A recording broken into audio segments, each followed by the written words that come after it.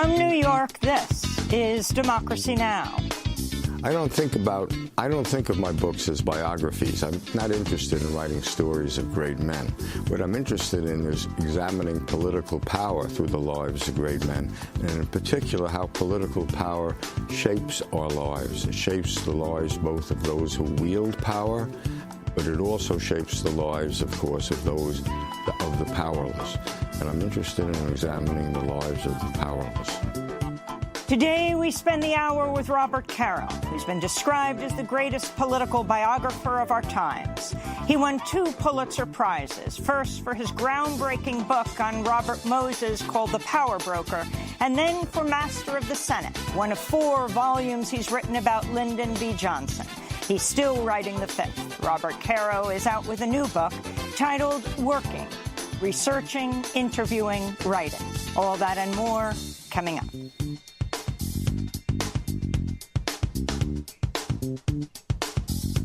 Welcome to Democracy Now!, democracynow.org, The War and Peace Report. I'm Amy Goodman. In San Diego, California, funeral services are being held today for Lori Kaye, a 60-year-old Jewish congregant who was shot dead Saturday in the latest attack by a white supremacist on a house of worship. On Saturday morning, a man with an assault rifle entered the Chabad of Poway synagogue and opened fire during a service marking the last day of Passover. Kaye died after she reportedly jumped in front of a hail of gunfire to shield the rabbi, Yisrael Goldstein, from the onslaught. Rabbi Goldstein was shot in both hands, losing his right index finger. He spoke to reporters Sunday in an emotional news conference. And I walk into the lobby, and I see Lori laying on the floor unconscious. And her dear husband, Dr. Howard Kaye, who's like a brother to me, is trying to resuscitate her. And he faints, and he's laying there on the floor next to his wife.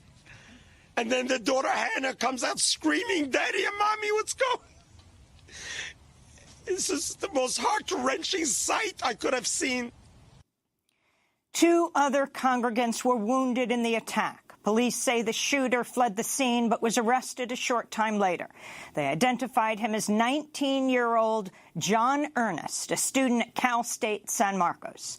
Prosecutors are investigating the shooting as a hate crime after the suspect published an anti-Semitic manifesto online referencing recent massacres at the Tree of Life Synagogue in Pittsburgh and the pair of mosques in Christchurch, New Zealand.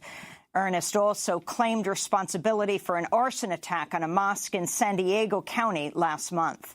The latest white nationalist killing comes after the Department of Homeland Security disbanded its domestic terrorism unit last year, reassigning its analysts to other departments. DHS says the threat of homegrown extremism has been significantly reduced. But in a review of 50 murders committed by extremists in 2018, the Anti-Defamation League found 49 came at the hands of right-wing extremists, with white supremacists alone accounting for 39 of the murders. Meanwhile, there were more mass shootings around the United States over the weekend. In Baltimore, Maryland, a gunman fired indiscriminately into crowds gathered for an outdoor cookout Sunday evening, killing 1 person and injuring 7 others. Meanwhile, in Sumner County, Tennessee, police shot and wounded 25-year-old Michael Cummins, who was heavily armed, before taking him into custody Saturday. Investigators believe he's responsible for 7 murders at 2 homes over the weekend.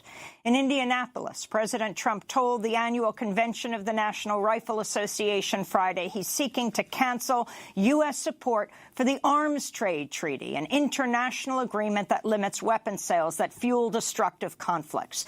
During his annual address to the NRA, Trump signed a document asking the Senate to reject ratification of the Arms Treaty. Treaty threatened your subjugate, and you know exactly what's going on here, your rights and your constitutional and international rules and restrictions and regulations. Under my administration, we will never surrender American sovereignty to anyone. Trump's appearance at the NRA convention came as the organization's president, Oliver North, said he was stepping down from the position. North's resignation came amidst a power struggle with the NRA's longtime chief executive, Wayne LaPierre, and after New York's Attorney General opened an investigation into the NRA's tax-exempt status. Oliver North was a central figure in the Iran-Contra scandal, helping the Reagan administration circumvent Congress to secretly send arms to Iran and use the proceeds to fund the U.S.-backed Contras in Nicaragua. President Trump has once again defended the white supremacists behind deadly violence in Charlottesville, Virginia in August of 2017. The Unite the Right rally saw several hundred white nationalists carrying torches march on a statue of Confederate General Robert E. Lee, chanting, "Jews will not replace us." The next day, self-described neo-Nazi James Alex Fields plowed his car into a crowd of anti-racist protesters, murdering Heather Heyer and injuring 28 others. In the wake of the killing, President Trump said there were, quote, "very fine people on both sides." On Friday, a reporter asked him about the remark. I was talking about people that went because they felt very strongly about the monument to Robert E. Lee, a great general. Whether you like it or not, he was one of the great generals. In response, Democratic House Majority Whip James Clyburn accused Trump of praising a loser. This is Congressmember Clyburn speaking on ABC's This Week. Robert E. Lee was a slave owner and a brutal slave master. Thankfully, he lost that war. And I kind of find it kind of interesting. The president is now glorifying a loser. He always said that he hated losers. In Spain, incumbent Prime Minister Pedro Sanchez will retain his position after a general election Sunday that also saw a far-right party make big gains. Sanchez's Socialist Workers' Party won 123 seats, an increase over the last election, but fell short of winning an outright parliamentary majority. The anti-immigrant far-right Vox Party, which vowed to, quote, "make Spain great again," won 24 seats. It's the first time since the Franco-fascist dictatorship that a fascist party won more than one seat in Spain's parliament. In Mozambique, at least 5 people were killed and thousands more feared trapped after the second major cyclone to hit southeastern Africa within weeks roared ashore as a Category 4 storm with winds of over 135 miles per hour. Cyclone Kenneth was the strongest storm ever to make landfall in Mozambique. Officials are warning the death toll is likely to rise after the storm flattened whole villages, bringing heavy rains that left some towns in northern Mozambique cut off by raging floodwaters. Officials are warning of a looming humanitarian disaster in a region that's still reeling from Cyclone Idai, which struck in March, leaving nearly 600 dead, while sparking a cholera epidemic and shortages of drinking water and food. In Britain, Labour Party leader Jeremy Corbyn says he'll force a parliamentary vote this week on whether to declare a national climate change emergency. Corbyn's call for more urgent action on climate change comes after more than 1,000 activists were arrested around London in the past 2 weeks in a wave of nonviolent protests known as Extinction Rebellion.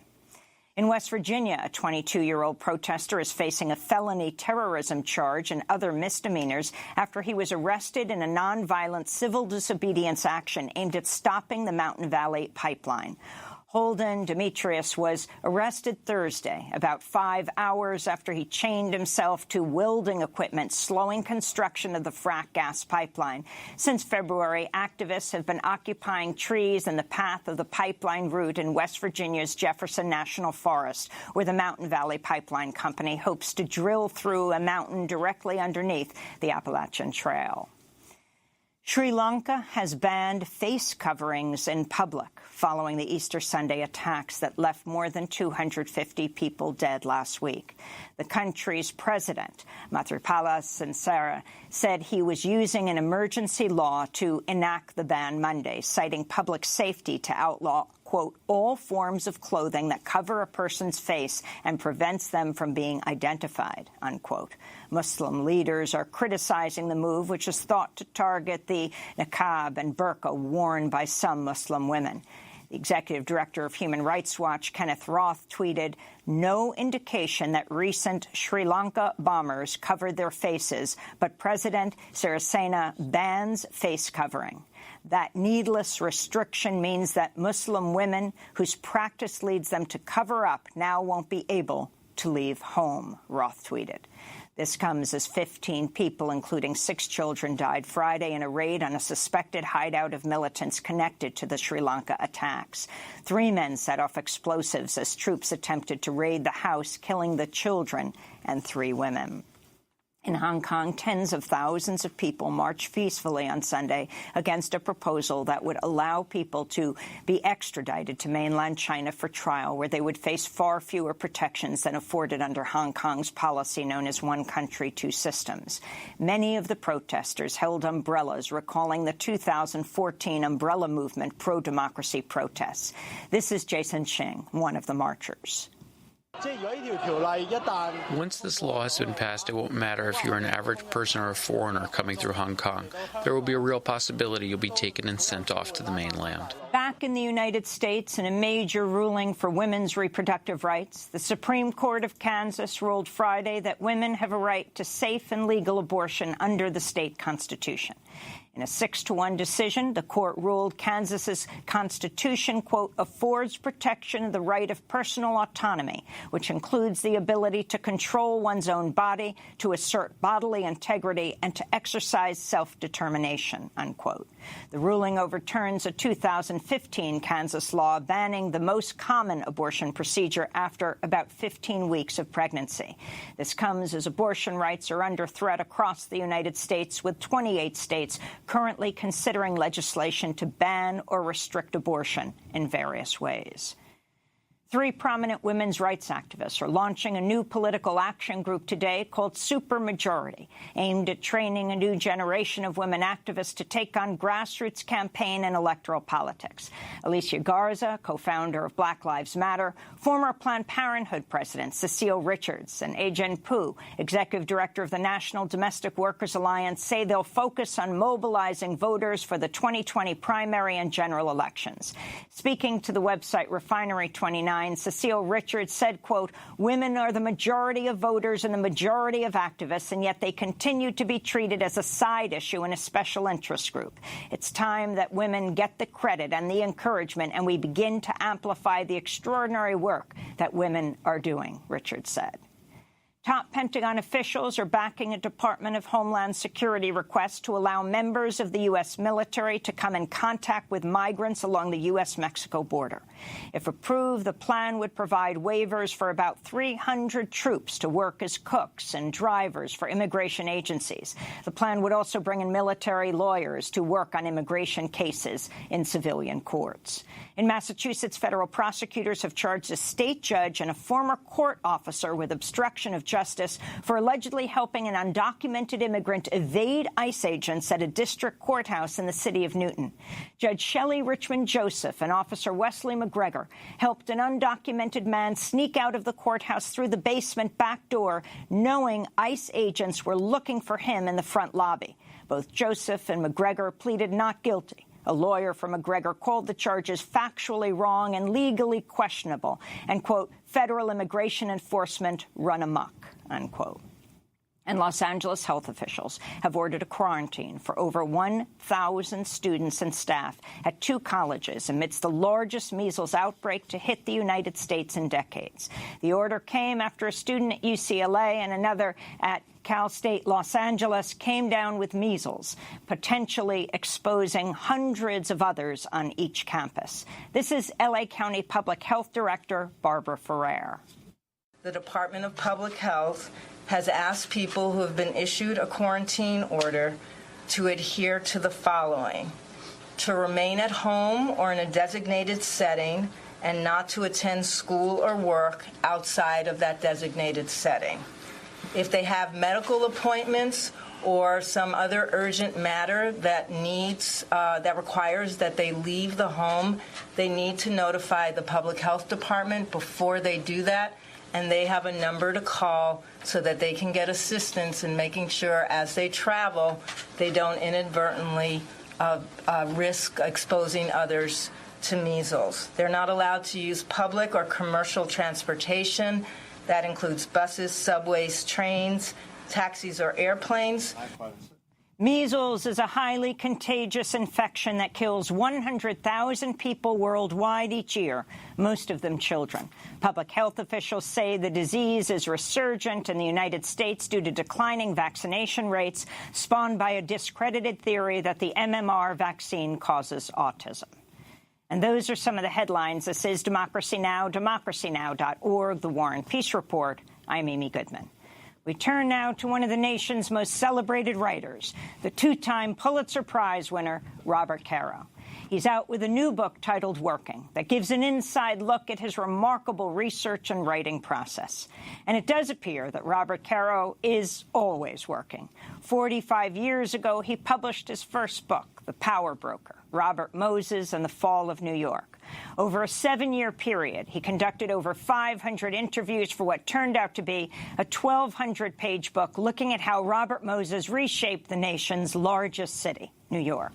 The Modern Library would later name The Power Broker as one of the top 100 nonfiction books of the 20th century, along with such works as Rachel Carson's Silent Spring and W.E.B. Du Bois's The Souls of Black Folk. And Caro hasn't stopped working since. For the past 45 years, Robert Caro, with much help from his wife Ina, has been researching the life and times of President Lyndon Baines Johnson, from his childhood in Hill Country, Texas, to his time in the White House. 4 volumes have been published so far: The Path to Power, Means of Ascent, Master of the Senate, and The Passage of Power. They total more than 3,000 pages. Robert Caro is now writing the 5th volume, looking at Vietnam, the Great Society, and President Johnson's decision not to seek re-election in 1968. Robert Caro has been described as the greatest political biographer of our times and America's biographer-in-chief. But to reduce Caro's work as simply biographies of great men misses the point. Caro uses both Moses and Johnson to show how political power works. Caro writes that by focusing on Robert Moses, he was able to explore, quote, the realities of urban political power. Power in cities, not just in New York, but in all the cities of America in the middle of the 20th century. With LBJ, Caro helped expose how national power works in the Senate and the presidency. Robert Caro once told Kurt Vonnegut, quote, what I'm trying to do is to show not only how power works, but the effect of power on those without power, how political power affects all our lives every single day in ways we never think about, he says. Well, with Democracy Now! Co-host Juan Gonzalez, who today is joining us from Rutgers University in New Brunswick, New Jersey, we're spending the hour with Robert Caro. Welcome to Democracy Now! It's great to have you with us, Robert. Great to be with you. I want to go back to 55 years ago. In fact, it would be 55 years ago in July that President Johnson signed the Civil Rights Act of 1964. And go back a few months before that, when Lyndon Baines Johnson, standing next to a blood-spattered Jackie Kennedy, would be sworn in as president. He could have taken on any issue at that point, becoming president. Warned by many in his inner circle, don't do the Civil Rights Act, don't lose the South, he moved forward.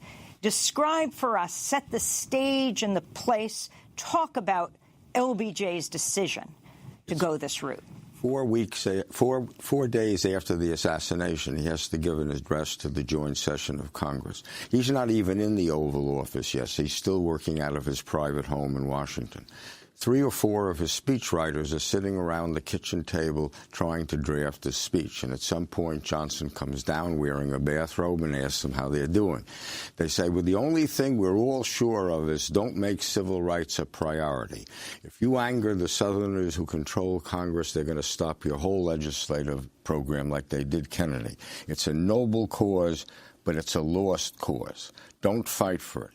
And Lyndon Johnson says to them, well, what the hell is the presidency for then? And, of course, in his speech, he says, with all the Southern senators sitting in a row in front of him, our first priority has to be the passage of the Civil Rights Bill. And talk about the battle that ensued. You particularly focus on Richard Russell, and you pit these two. Well, they pitted themselves against each other. Well, Russell, Johnson convinced the Southern senators for 20 years before 1964. Every vote that he made was on the side of the South. He not only supported every Southern bill and opposed every civil rights bill, but he was a Southern strategist, and Russell took him under his wing. Richard Russell was the most powerful figure in the Senate. He was the head of the mighty Southern caucus. You have to understand, Amy, in that year, I may have the numbers wrong here, but approximately right, of the 16 great standing committees in the Senate, 11 were chaired by Southerners or their allies. They had all the power in the Senate. And Russell raised Lyndon Johnson up to the position of majority leader. It was him who really put Johnson in. So I would speak to some of the Southern senators, and I asked one of them, I remember Herman Talmadge, who was actually dying when I finally got to talk to him. He was the senator from Georgia. Finally talked to me, and I'm asking him about this, and I said, well, what did Lyndon Johnson convince you should be the relationship between white men and black men? What did he believe? Talmadge said, master and servant. And I said, so how did he make you believe that? And Talmadge, who was, a sharp man and proud of his sharpness, said, he talked to me all the time. I thought we were friends. I thought I knew what he really believed. So I said, well, how did you feel when Johnson gave the speech saying our first priority must be the Civil Rights Bill? How did you feel sitting there as he stands saying this?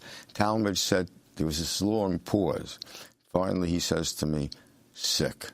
I felt sick. And Robert Caro, what then changed Johnson and made him such a proponent of the civil rights movement? Well, I'm not sure that anything changed Johnson. You see, it may be that he believed the same thing all along, but he concealed it for 20 years. Why do I think Lyndon Johnson truly believed in civil rights, that it wasn't a political thing? Because when he was 20 and 21 years old, he went to college. It was a college he called the poor boys' school. He didn't have enough money to continue. He had to drop out between his sophomore and junior year and teach school. And he taught in a school in a little town down near the Mexican border in Texas, in what they called the Mexican school. I wrote about that. No teacher had ever cared if these kids learned or not. This teacher cared. He was so insistent that they learn English. He thought that was the crucial thing. If at recess he heard boys shouting in excitement on the baseball diamond, in Spanish, he'd run out and spank them on the spot. Girls he gave a tongue lashing to. Now, all this time later, he has concealed this. Now he becomes president. He has the power. We all learn Lord Acton's axiom, all power corrupts, absolute power corrupts absolutely. I'm not sure that as a result of my work I believe that. What I really believe, I believe that power does not always corrupt. Sometimes power cleanses. But what power always does is reveal. When you get enough power so you can do what you want, then people see what you wanted to do all along. Well, I was interested in your new book, Working, and obviously some of the stuff that you have in here is a distillation not only of what you learned in the bigger books that you wrote, but also the process by which you learned them. You talk about the rise of power of Lyndon Johnson, and you center on this moment in October of 1940 when it appeared to be that Johnson really, as a young member of Congress, begins to gain much more influence and power. And you were fascinated to try to understand what had happened in October of 1940 to suddenly catapult Johnson into a key figure. And you end up discovering this whole connection that he developed to the oil barons of Texas and the funding of the Democratic Party. I'm wondering if you could talk about that.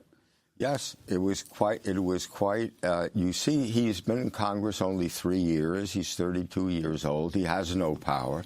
And then all of a sudden, after the month of October 1940, just before the election, he's the guy you see in the files, senior congressman asking for 5 minutes of his time.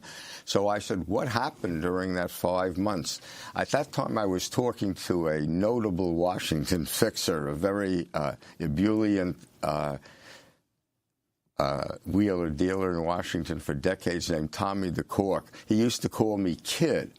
So I said, what happened in October 1940? I remember Corcoran said to me, money, kid, money. But you're never going to be able to write about that, kid. And I said, why not? He said, because Lyndon Johnson never put anything in writing.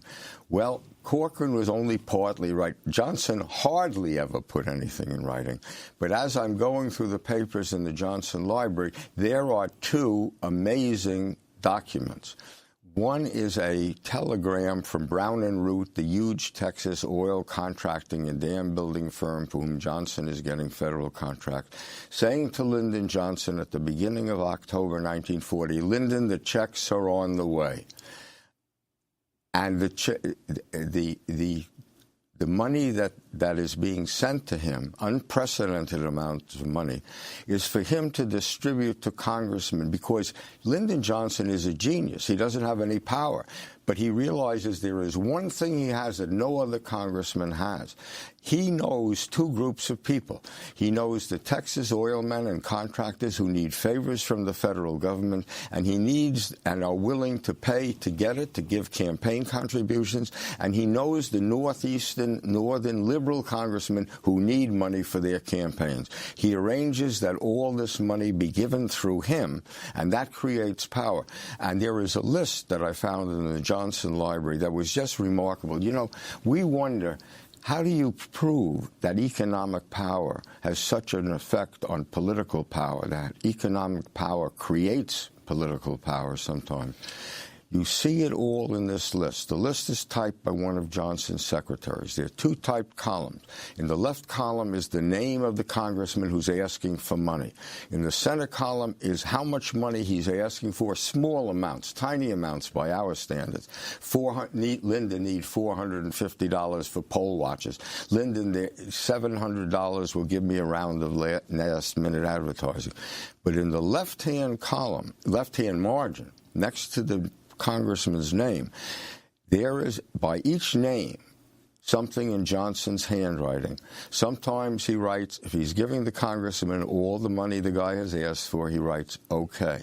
Sometimes, if he's giving him part of it, he writes okay in the amount, okay, 300, okay, 500. But sometimes he writes none. He's not giving him anything. And sometimes he writes none out. And I asked his longtime assistant, John Connolly, what did it mean when Lyndon Johnson wrote none out? And Connolly said to me, I'll never forget his tone. He said, that guy was never going to get money from Lyndon Johnson. Lyndon Johnson never forgave, and he never forgot. We're talking to Robert Caro, the Pulitzer Prize-winning author of two books, The Power Broker, Robert Moses and the Fall of New York, and The Years of Lyndon Johnson. His most recent best-selling book is titled Working. We're speaking with Robert Caro for the hour. Stay with us.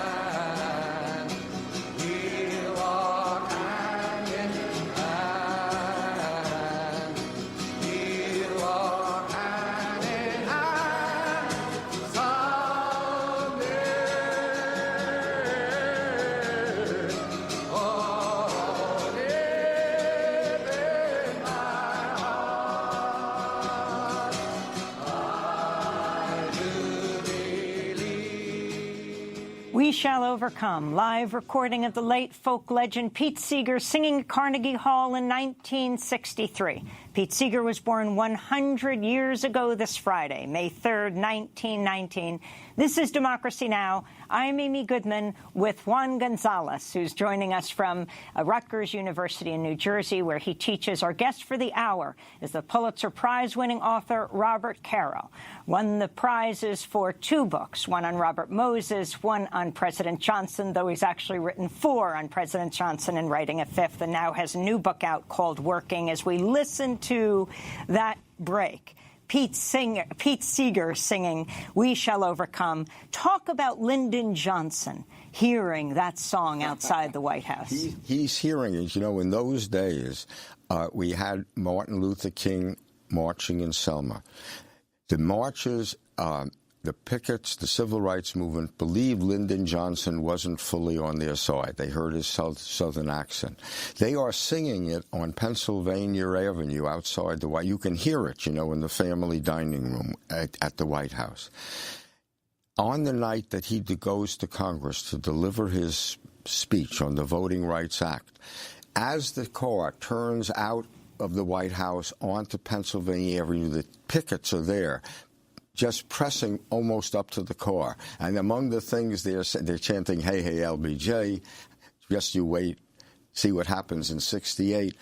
And they're singing We Shall Overcome. Johnson is sitting in the back of the car. 3 aides are facing him. He doesn't even look up. He's turning the pages. But I asked one of the aides who knew Johnson, I said, did he hear them? He said, he heard.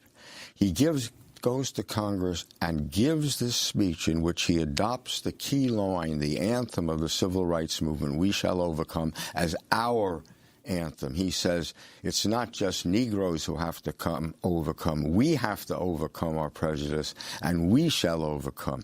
When Johnson's car comes back to the White House, I wrote, the pickets were gone. I want to turn to an audio recording of a phone call between President Lyndon Johnson and the Reverend Martin Luther King, Jr. This is from January 15th, 1965, as they're discussing the Voting Rights Act that would be Johnson would sign off on. Then we've got to come up with the qualification of voters. That will answer 70% of your problems. That's right. If you just clear it out everywhere, make it age and read and write. No tests on what Chaucer said or Browning's poetry or constitutions or memorizing or anything else. And then you may have to put them in the post office. Let the postmaster, that's a federal employee that I control, who they can say is local. He's recommended by the congressman. He's approved by the senator. But if he doesn't register everybody, I can put a new one in. And it's not an outside Washington influence. It's a local man. But they can just all go to the post office like they buy a stamp. Now, I haven't thought this through, but that's my general feeling. And I've talked to the Attorney General, and I've got them working on it. I don't want to start off with that any more than I do with 14B because I wouldn't get anything else. And I don't want to publicize it. But I wanted you to know the outline of what I had in mind. Yes. Well, I remember you mentioned it to me the other day at the White House, and I've been very diligent in making this statement. Well, your statement was perfect about the votes, important, very important, and I think it's good to talk about that, and I just don't see how anybody can say that a man can fight in Vietnam, but he can't vote in the post office. That was, by the way, that conversation, 1965, was on Dr. King's birthday at the time. The Voting Rights Act would be signed August 6, 1965. That was Johnson speaking to Dr. Martin Luther King. And I wanted you to comment on their relationship. I once was speaking to Harry Belafonte and said, when you get on in years and can't remember your almost daily conversations with Dr. King, you can just apply under the Freedom of Information Act to the FBI to get the transcripts of all the conversations you had. Robert Kennedy, Johnson's Attorney General, had King wiretapped. Talk about that relationship and what Lyndon Baines Johnson did in signing both the Civil Rights Act and 1 year later the Voting Rights Act. Well, you know, in the tape you just played, the most significant line was the first two lines that Johnson said. He says, basically, if you make it easier for Negroes to register, 70% of your problem is solved. Johnson believed that if black people were given the right to vote, they could take care of a lot themselves.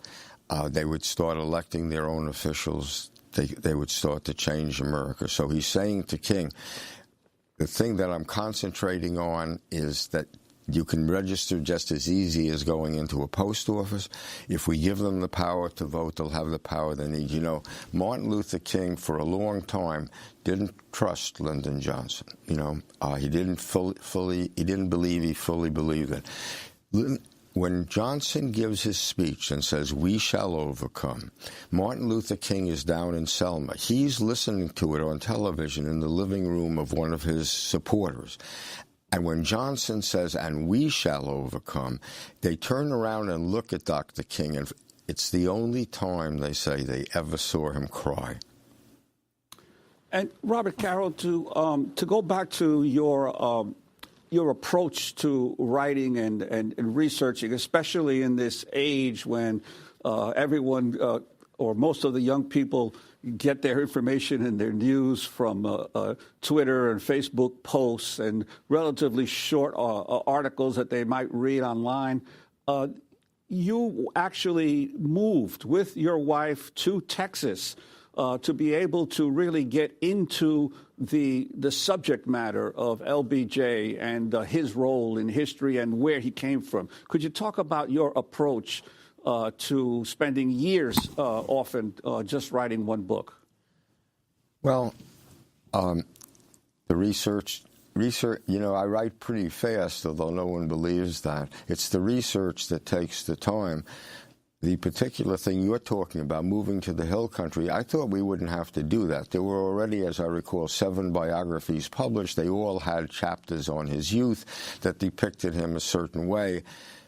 But I'm trying to get a little more detail just so I can write better couple of chapters myself. And I realize I'm talking, the people in the Hill Country then, it was a land of such loneliness, such poverty, that's, for me, coming from New York, I said to Ina, you know, I'm not understanding these people. I'm not understanding the mores. I'm not understanding this country, the Hill Country, and therefore I'm not understanding Lyndon Johnson, because this is what he came out of and shaped. So I said, we're going to have to move down there and get to know these people. Ina, who loves Paris, writes books on French history herself, said, why can't you do a biography of Napoleon? But we moved down there. You know, when you talk about why it's hard to get these people to talk to you, they mistrusted journalists, because when Johnson was a president, journalists would come down for 3 or 4 days, or maybe even a week, and go back and write these series of articles on what the Hill Country was really like. I'll tell you what the Hill Country was like. You'd go to interview some person who was alive, who knew Lyndon Johnson in high school, now was old. And the directions would be something like, you drive out of Austin for 47 miles, you watch for the cattle guard on your left.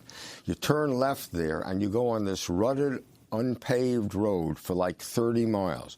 At the end of it is a house with a person who the information you need.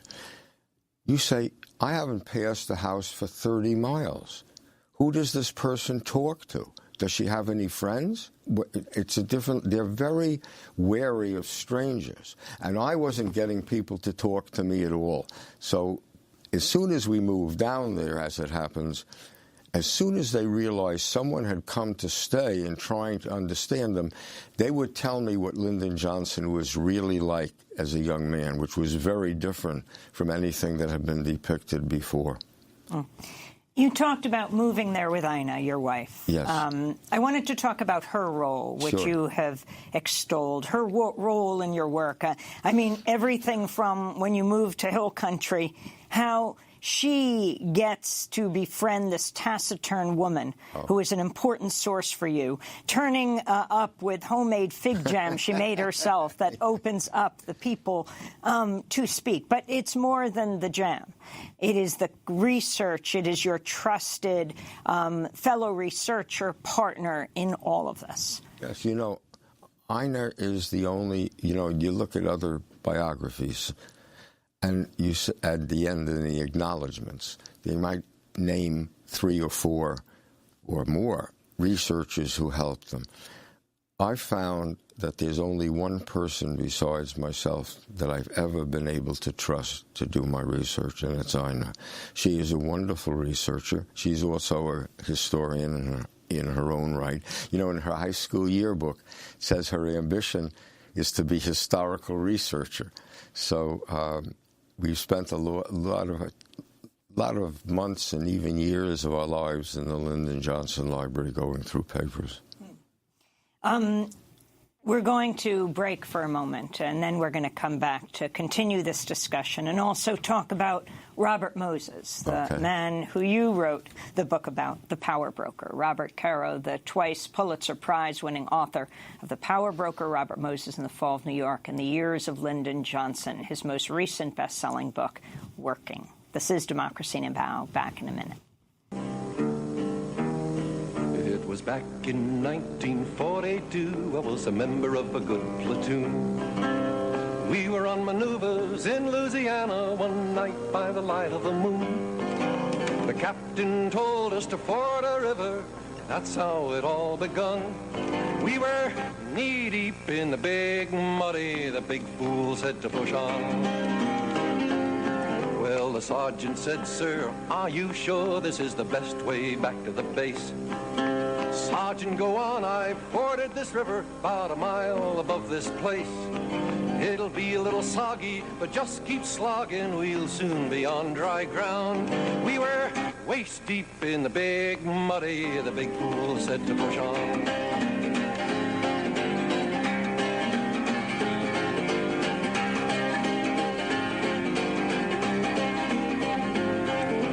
Sergeant said, "Sir, with all this equipment, no man will be able to swim." "Sergeant, don't be nervous, Nellie," the captain said to him. "All we need is a little determination. Men, follow me, I'll lead on." We were waist deep in the big muddy. Pete Seeger singing live on the CBS show The Smothers Brothers Comedy Hour in 1967.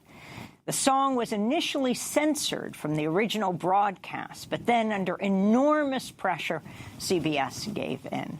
This is Democracy Now!, democracynow.org, The War and Peace Report. We're spending the hour with the Pulitzer Prize-winning author Robert Caro, who's out with a new book called Working, Researching, Interviewing, Writing. He won the Pulitzer Prize for The Master of the Senate about Lyndon Johnson, and before that, he won the prize for The Power Broker, Robert Moses in the Fall of New York. I'm Amy Goodman with Juan Gonzalez. Well, Robert Caro, I'd like to turn to The Power Broker. I've often said over the years to all of my friends in journalism, as well as to students I've taught, that you really cannot understand modern urban America without having read The Power Broker. It is really the Moby Dick of nonfiction writing in America in terms of its epic approach and analysis of how power is wielded and how cities are shaped. Could you talk about how you first decided to write about Robert Moses, perhaps the most powerful unelected official, never elected to any office in the modern history of New York, and really had influence in cities across the country? Well, I was a reporter for Newsday, an investigative reporter. So I had won a number of really minor journalistic awards. But when you're young and you win anything, you think you know everything about. And I thought I really understood political power. Robert Moses wanted to build this bridge from Rye to Oyster Bay. He built these bridges across Long Island Sound. He built the Triborough, the Bronx Whitestone, the Throgs Neck.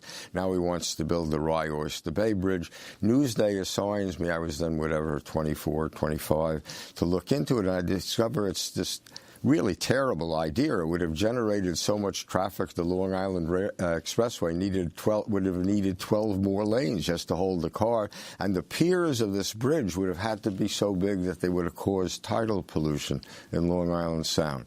I went up to Albany. I saw the governor, Nelson Rockefeller, his council, the assembly speaker, the president of the state senate. Everybody understood this was a terrible idea. I write this story saying the idea is dead. I go on to something else.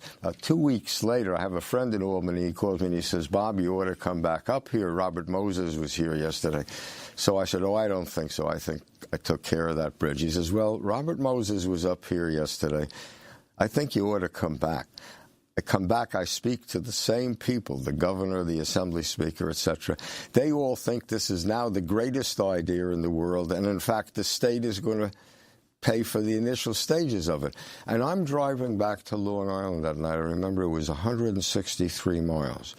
And I'm thinking, you think you know what political power is. You don't have the faintest idea it is.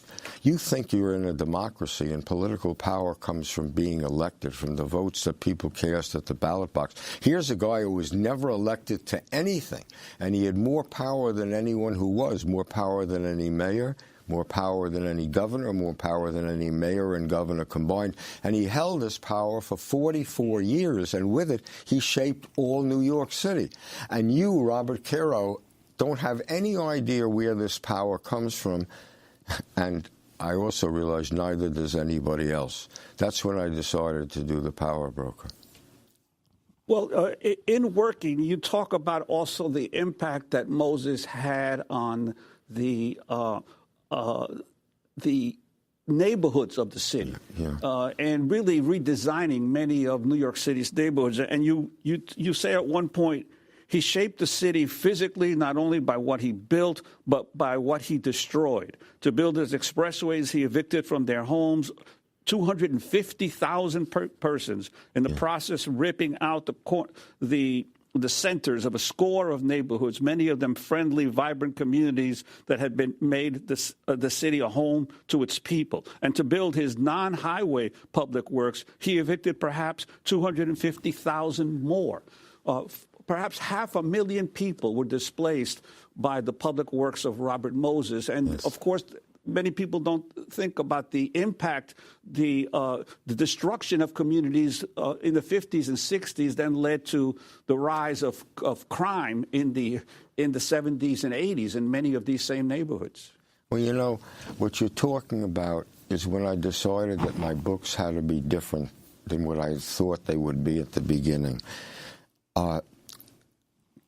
I came to realize that if I wanted to write about political power the way I wanted to write about it, I would have to show the effect of power not just on those who wield power, but on those on whom it's wielded, on the powerless. Show what government can do for people, for good, but also to people, for not good. And what I did was I decided to take 1 mile of the 627 miles of expressways and parkways that Robert Moses built and show the human cost of that 1 mile. To do that, I think he had evicted 15,000 people for this 1 mile. It's a mile of the Cross Bronx Expressway in a neighborhood called East Tremont, and find the people who had lived there before. Now, before, this was a lower middle-class community, largely Jewish, but a lot of Irish and German in there. These people were not well off, but as long as they had a community, a neighborhood where they had all their friends and neighbors, they had something. I had to find them. Finding them wasn't easy because they were scattered all over the four winds. It's like the Tsar issuing an edict in Russia. I think of Anatevka every time I see Fiddler on the Roof, the little town of Anatevka. These people, I found them in Co-op City, in small apartments, in the housing projects, living with their relatives. And when I would come back and write my interviews, I saw that I was writing one word over and over, lonely. I was asking people, what's life like now? And over again, they would say lonely. They had lost their neighborhood, their sense of community. And this is the human cost of part of the human cost of what Robert Moses did. I wanted to go back to 1953. The TV program Longines Chronoscope interviewed Robert Moses. This is anchor William Bradford Huey questioning Moses. Of course, to build these roads, you have to move a lot of people's homes, don't you, sir? Yes, especially in urban communities, in urban and suburban communities. That is one of the big problems. Could you give us any indication of how many homes will have to be moved in building the New York Thruway? Well, the New York Thruway is, I would say, 3/4 of it is in open territory where there's no problem. The other 1/4, I wouldn't know how many. So that's Robert Moses in 1953, and I was wondering if you could comment on what he's saying, and also the building of Jones Beach, the access to Jones Beach, what Robert Moses intended, people of color, poor people, not being able to get there. Talk about this, Robert Caro. Well, I'll talk about the Jones Beach first. You know, Jones Beach is on in one side, the wonderful side of Robert Moses. He creates the world's greatest bathing beach. In Long Island, there was no place for the masses of New York City, by which was meant then white middle-class people. They were just, the automobile age was just flowering. It was the 1920s, and he's creating Jones Beach. It's an act of great inspiration. But he doesn't want poor people, and in particular poor people of color, to use Jones Beach. So what he does, poor people in the 1920s and 30s don't have automobiles. So the only way they can get to Jones Beach is by mass transportation. So he takes care of the railroad side of that very easily. The Long Island Railroad wants to build a spur to Jones Beach. He just says no. But they can also get out there by bus. He doesn't want to take any chances of that. So the parkways out there, first he has legislation passed that buses can't use the parkways, which are the only way to Jones Beach. But then, as his chief aide once said to me, Amy, he said, you know, the commissioner, they called him the commissioner knew that legislation can always be changed. You can't change a bridge when it's up.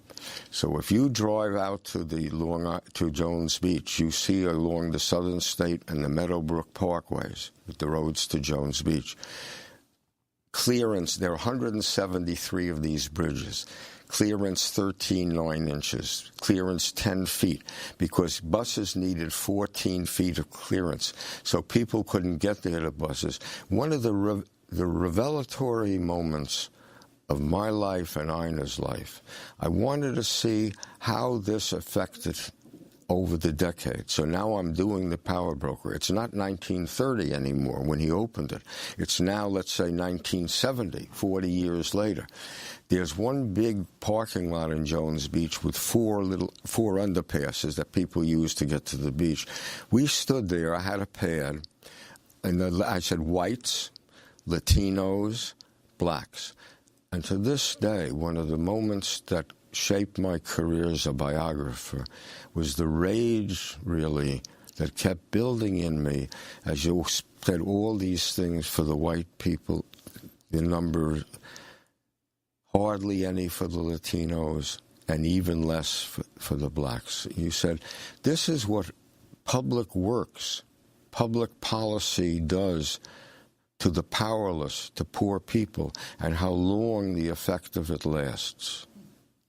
And Robert Caro, you mentioned that many people called him the commissioner. Yes. I want to get back to this issue of how he was able to affect so much dramatic change in New York City through basically the skillful use of what's known as a public authority to circumvent the elected bodies of government. And he was basically the chair or the sole member of so many little-known public authorities, how he wielded that power, if you could talk about that. Yes. You know, Robert Moses was a political genius. As I said, looking into him, I realized how little I knew about how political power works, how he knew everything.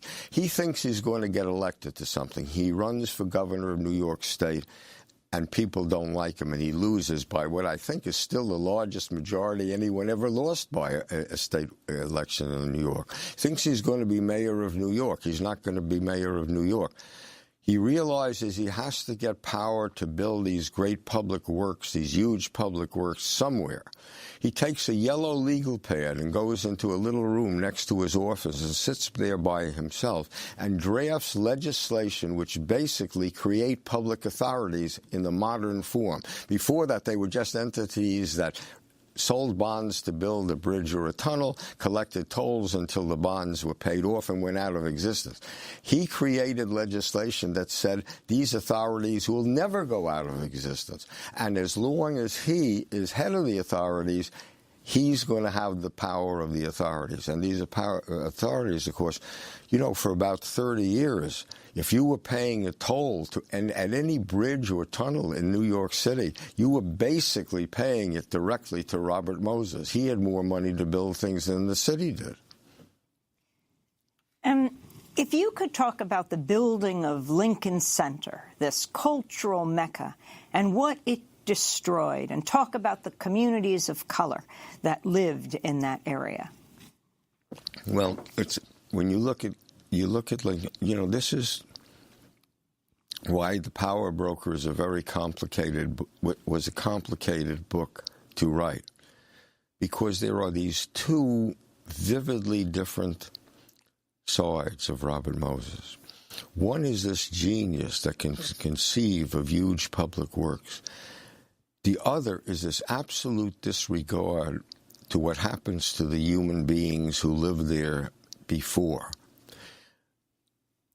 and also the shape in which they're built. When you look at Lincoln Center today, you said before it was low income, but not a slum, but a thriving low-income neighborhood, which was simply wiped out for Lincoln Center. But what got me about Lincoln Center was that part of this the front part of Lincoln Center is wonderful. Go to the back wall of Lincoln Center.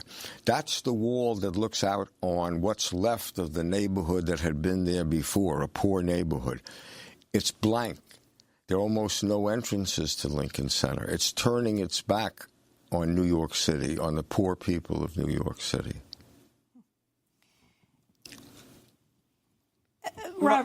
Robert Caro, I'd like to ask you in the little time we have left about your writing style. Your books are always very vivid and descriptive, but some of your sentences go on for pages. Can you talk about whether you consciously write these amazingly long sentences? Well, I don't do that consciously. No, the answer to your question is a quick one. No, they just sometimes they seem to come out that way. Some people say I write too many very short sentences. I'd like to think that means I write contrasting sentences. And you write longhand, and then you type? I don't mean into a computer, but into a typewriter? Yeah, yes. I write my first few drafts in longhand on a legal pad, and then I use a Smith Corona Electric 210. Oh, it's to slow myself down, Amy. I think I write too fast. I want to make myself think things through. And I find if I write it in hand, it's a little bit slower. So I think a little bit more. You are a testament to the need for journalists at newspapers, when we see staffs being cut, the level of investigation that you need to investigate power and give voice to the powerless. We want to thank you so much for being with us. We will do part 2 and post online at democracynow.org. Robert Caro, Pulitzer Prize-winning author. I'm Amy Goodman with Juan Gonzalez. Thanks so much for joining us.